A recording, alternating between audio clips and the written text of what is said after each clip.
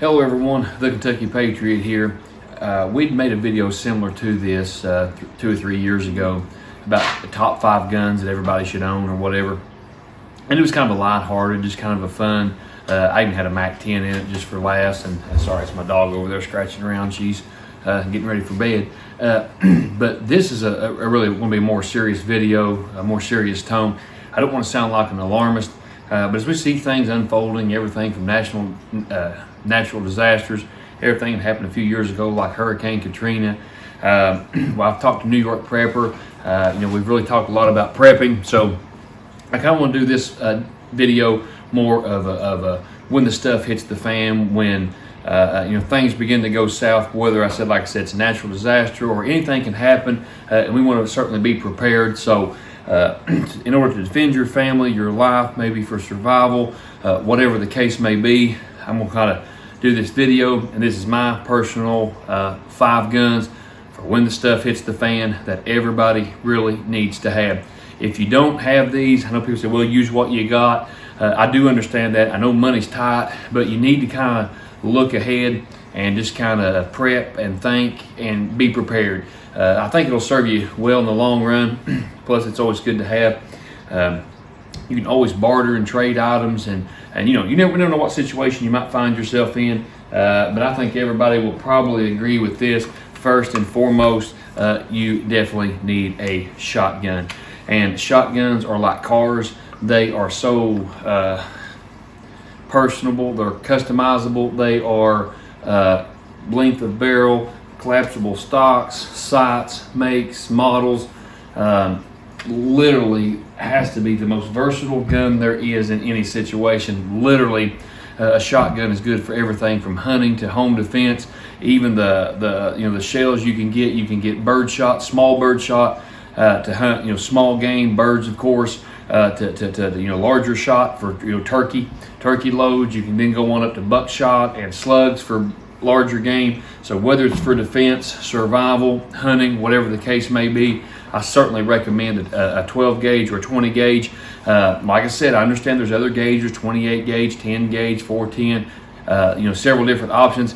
But for an STF situation, I personally recommend 12 or 20 would be the two that I would certainly recommend, because the 12 gauge will basically, regardless where you live in the United States, will take down any game that with the right load. So it's versatile. Everybody pretty much is familiar with it.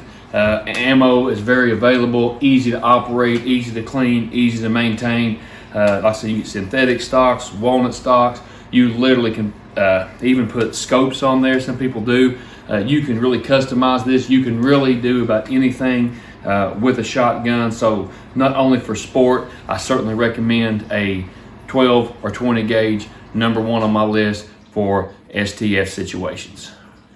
Next on my list, when an STHF situation, this to me is a must, is a 22 LR. And I know it can be handy in a pistol configuration, so if you have a rifle and want to add the pistol combo like I've got, that's great. If you can't get the pistol, I would certainly recommend a 22 rifle. And about like the shotgun, they come in a variety of platforms. You got all kinds of options. It's not going to be the best. I wouldn't recommend this just for home defense, defending yourself. But when STHF situation, it can really come in handy. Not that you can't use it, to defend yourself. And also, I know people say you can deer hunt with it, but I'm not going to argue the fact that it won't kill a deer. But again, this is not for hunting applications, for medium-sized game or self-defense. But however, ammo is extremely cheap. It's extremely accessible, and it's extremely easy to carry. You have 100 rounds of 22 LR in your pack, you won't even know you have it. You have 100 rounds of shotgun slugs, you're going to notice it. So your ammo is very easy to to pack with you, to take with you, and this will be a great little tool for hunting smaller game. Like I said, I don't recommend it for deer. Not that you can't use it for that, it's just certainly not ideal, but there's a lot of uses for a 22 LR if the situation really gets tough. And even something like this is just a little Rossi Like I said, this 410 barrel will not take the place of a 12 gauge. Like I said, recommend 12 or 20 gauge. But a little setup like this, a Rossi, it's got this, we've got the 410 barrel on there now, but literally I pull this pin, this barrel pops off, I can put a 22 LR. So this is a little setup that's great for kids, it's great for a wife, and not only for that, it's great for anybody, because somebody like me, I can literally, I didn't weigh this thing, but it literally weighs nothing. So again, if I have a pack, I need to carry some ammo, I want to take this with me, I literally can carry this without even noticing it. You start carrying a shotgun or a heavier rifle long distances or for a long time, it can get cumbersome, it can get heavy. This, literally, you can take off this barrel, disassemble it, put it in your backpack, you can carry it as is on a strap, and literally you won't know that it's even on there. And then also has the option of adding this 410 barrel on there, so you can have a 410, which I've showed in other videos with triple aught buck or with a PDX1 would be very good for self-defense, and also for some smaller game, the 410s, a 22 or 410 configuration, or even for more modernized sporting rifle. My little boy loves this. It's the MP5 style SG 22 LR. I think it holds 22. How about that? Holds 22 rounds of 22 LR. A lot of fun. It's got a rail system, so you can put a scope, red light, whatever you want. It's got iron sights on it too. You just turn this. It's got the front post. Very easy to operate. Collapsible stock. So now this is a fun gun. This is you can certainly hunt with it, but this would be a lot more cumbersome to carry long distance, so it kind of takes away the advantage of this, but it holds a lot more ammo. This would be a single shot. This is, like I said, 22, and it's very in the ambidextrous, very easy to operate and maneuver. A lot of fun. Really good gun. I really like this gun. It holds a lot more, plus has the rail system so you can customize it. Again, a 22, you have the Ruger 1022s. There's a lot of good options when it comes to 22 LR, but I would definitely recommend, I don't have time to go into all of it, I'll try not to wear you out with making this video too lengthy, but a 22 LR, in my opinion, is an absolute must for when the stuff starts to turn south. So when the stuff hits the fan, when stuff starts going downhill, you want to be prepared. 22 LR is a great way to be ready for pretty much whatever comes your way. And I apologize, in the last segment, I think I said G2. I was thinking the G2C, the Taurus, but it was a SG, I think it was, by American Tactical. I've had it for years. I hadn't had it out in a while, but I think I pronounced it wrong. But anyway, it doesn't really matter what 22 rifle you get. I was trying to show you different options.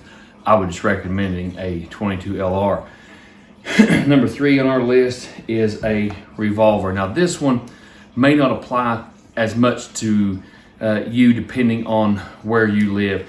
If you're somewhere like in Florida in a warmer climate, a revolver may not be as critical, but in any of the colder states or up north or out west, I would certainly recommend a revolver, preferably a big bore revolver. When I say big bore, I mean 357 and up. There's hunting applications, for medium-sized game. You could use that also for home defense, personal defense when you're out and about. Because sometimes, let's just face it, a shotgun's hard to carry. Or, you may want to try to have a rifle and a sling and a backpack.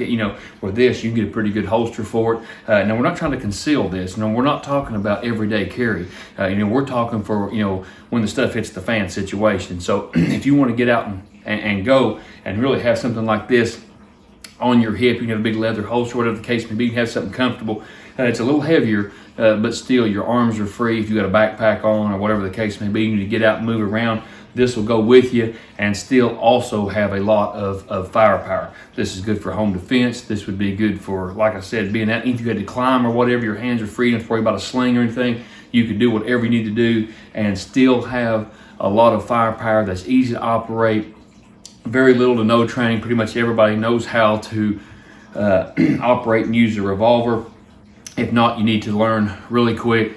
You really need to get some training. Now's the time to learn, to get involved in the 2A community, to be able to protect and defend yourself, to be self-sufficient.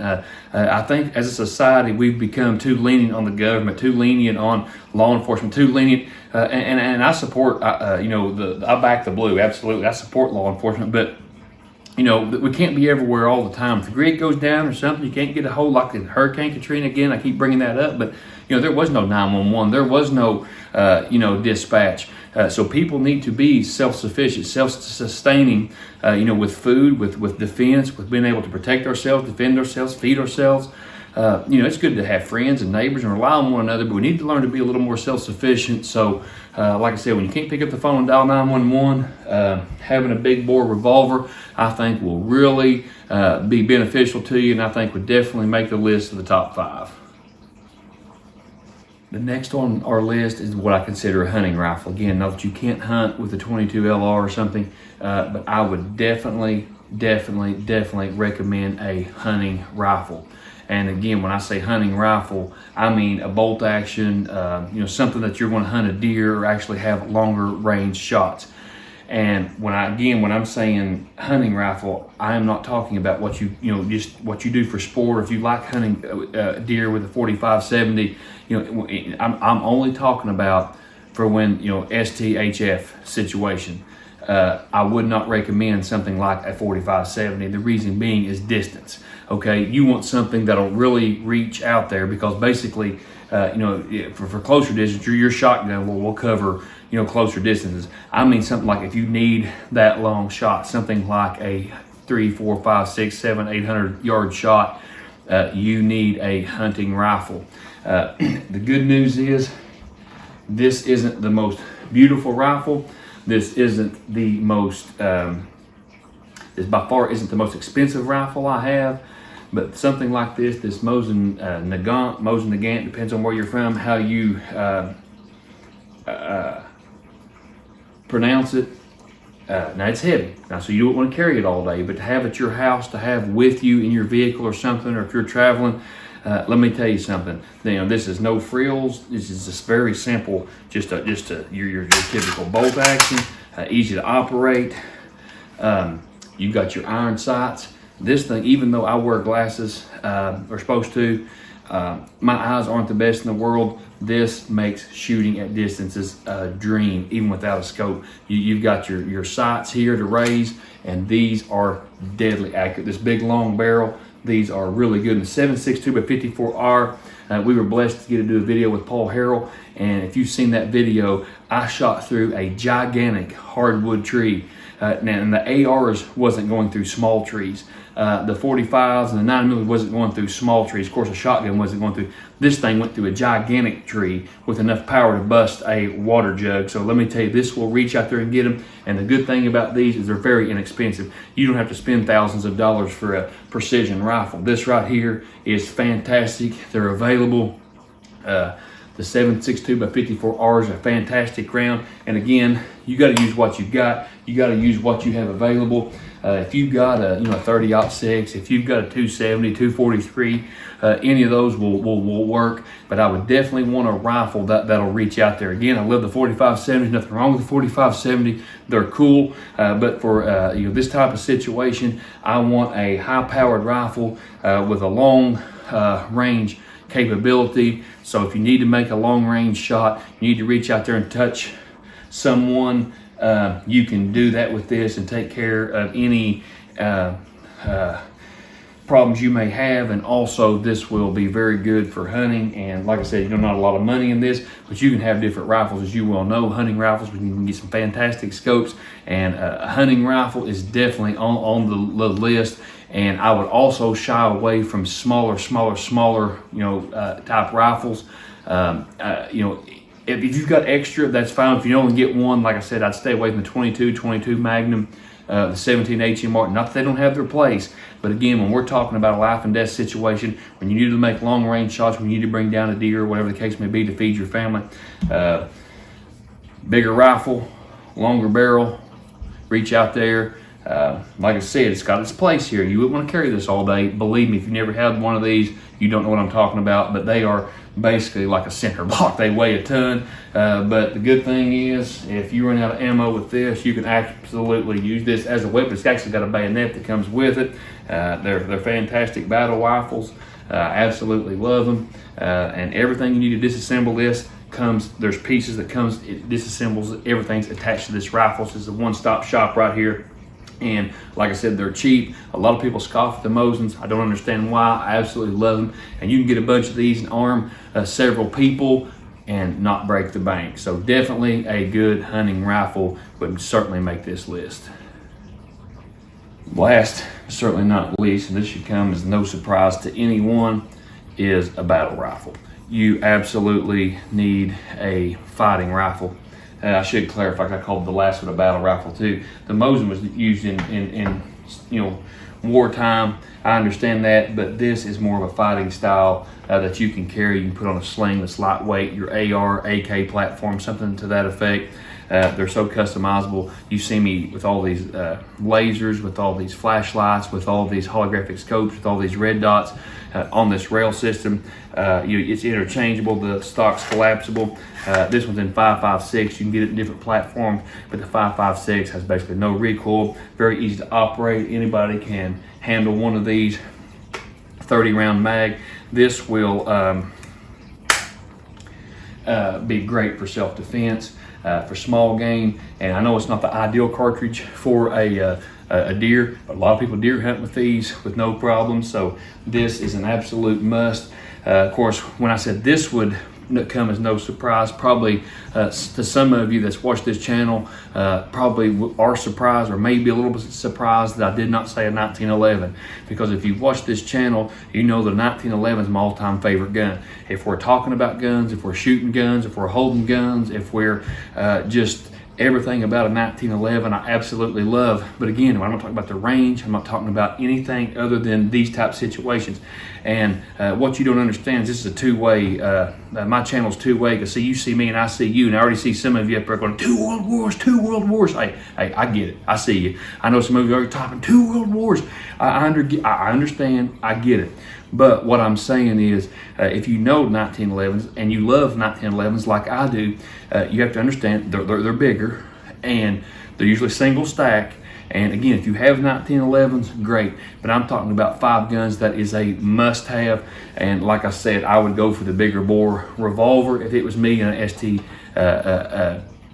SHTF type situation, but that's up to you. Yes, I still love a 1911. Yes, it's still my all-time favorite gun, but it's just like cars. I mean, you may love your Corvette. It may be convertible and it may be cool, and when you're cruising down in Florida, it is fantastic. But that same gun, that same car, it's fantastic in Florida, and you can talk about its engine, you can talk about all the cool things about it.